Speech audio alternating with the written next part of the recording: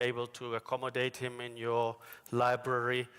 In his interview with the Forbes magazine, went on to say that, I quote, "Studies conducted by companies evaluating their own executives have proven that the top 10% of performers displayed superior competencies in emotional intelligence rather than in purely technical thinking.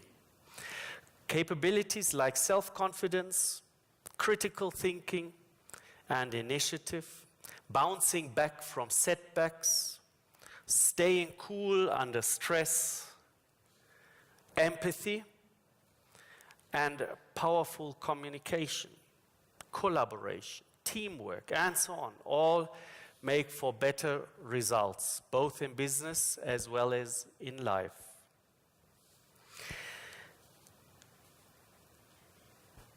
Jack Ma, I think you may have heard him when he at the World Economic Forum said, "If we do not change the way we teach, 30 years from now, we are going to be in trouble." Jack Ma, founder of Alibaba Group.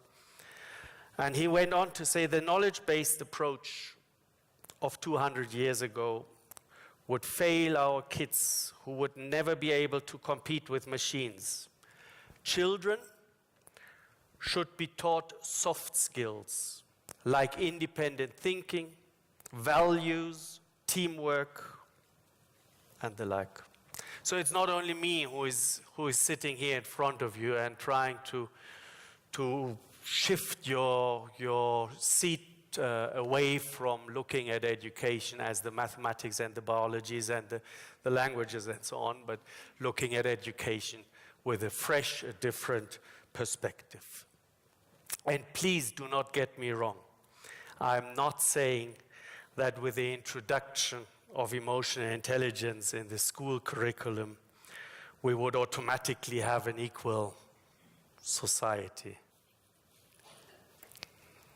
I don't even believe that there exists something like that.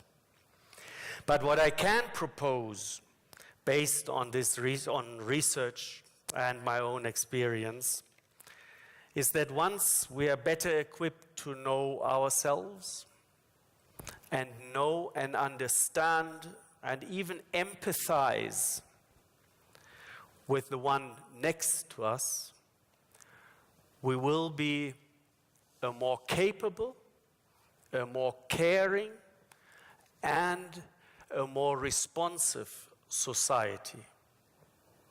A society which looks out for the next person instead of looking out for the next quick fix.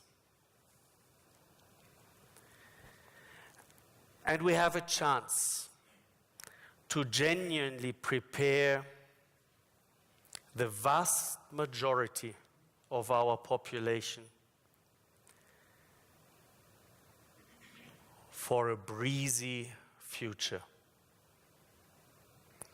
How phenomenal would it be to live amongst mature people who would, for instance, know the difference between happiness and joy? I thank you.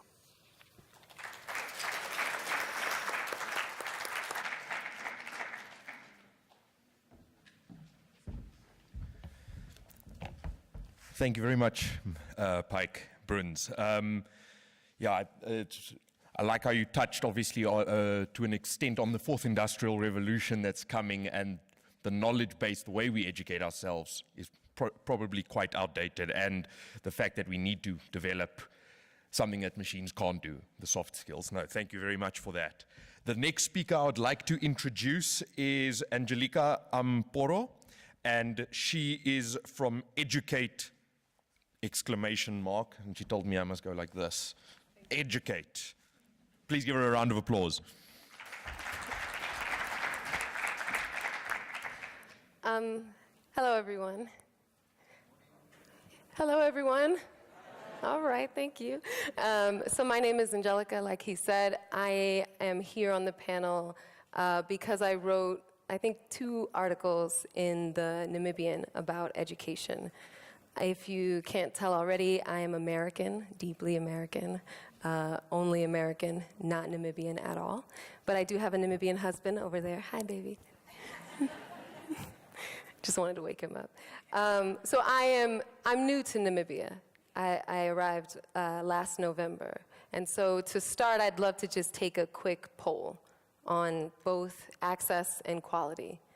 Myself, I'm a big believer in public education, but our son right now goes to a private school. So I'm wondering if you can just humor me, raise your hand. Who's a believer in public education? Nice. Who has children in private school? Okay, great.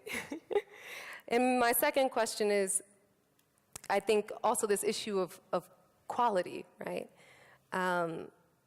I guess my question would be, who here has a high school diploma or secondary school diploma, degree, certificate? Who here graduated from tertiary? PhDs in the house? Okay, all right.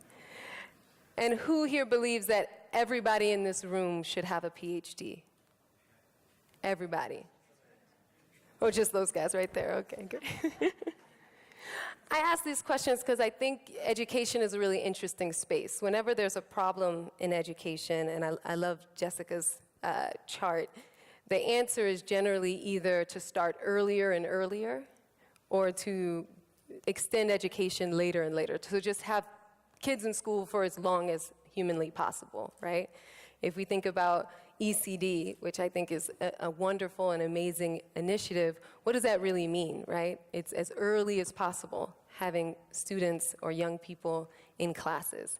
And then we think about dropout rates, what are we talking about as well, is how many kids are staying in education for as long as possible, right? And I wonder about that. I wonder about the purpose of education. And I wonder about what we're getting out of it, even if they do graduate, even if they do complete secondary school.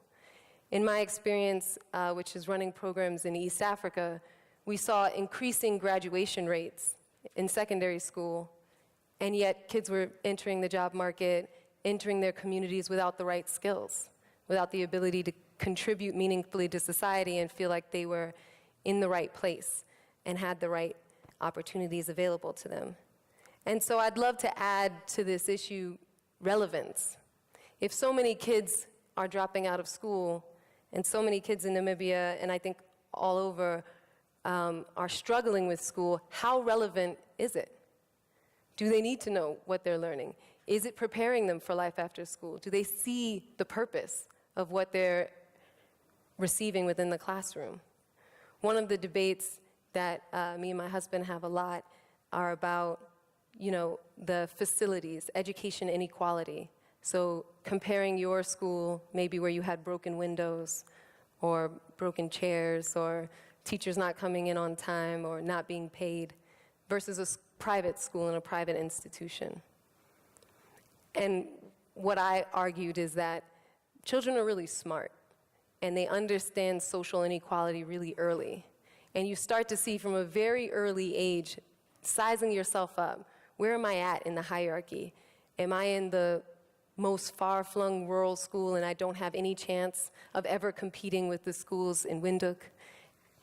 What are my chances? What is this going to lead to? Am I going to end up just back on the farm, right? And so why do I need this education? So I think it's really important for us to take a look at inequality also from the idea of relevance of education. And so I have 3 ideas. We can debate, argue about them. One was remediation, and I agree so much with her chart. There needs to be early interventions. Inequalities within a single classroom come out within grade 1, within grade 2, within grade 3. More money, yes, but more money specifically for remedial programs and for differentiating instruction, so that way students can be reading on the right level, as opposed to having the teacher talk over their head. The second idea, just throwing it out there, is innovation. And I think there are 2 aspects of this. One would be innovation in funding. As we talk about increasing access and free education, and I think a lot of places in the world, you have to define, free isn't free, right? What would we actually mean by that? But I think one thing that's really important is parents being able to contribute and to control the quality of their education.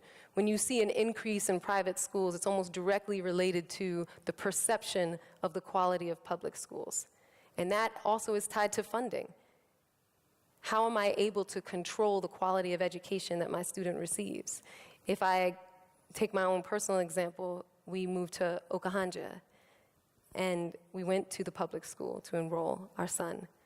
And the reception there was, great. I'm not going to talk badly about it, but it was a reception where it was very clear that there would be no special treatment, right? There is nothing that you can do to differentiate, to make it more tailored to his needs, to make it more tailored to my needs, right, as a parent.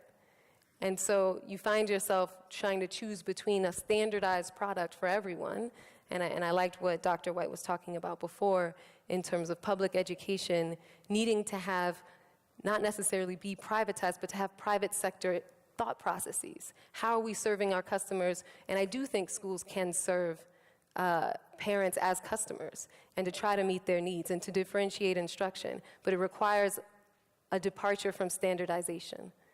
And so innovation and funding, allowing for different ways and forms for funding public education, whether that's matching programs. So if we're, paying school fees to a private school, is there a school fund for Okahanja that can be split across so that we can also contribute to public education within our neighborhood?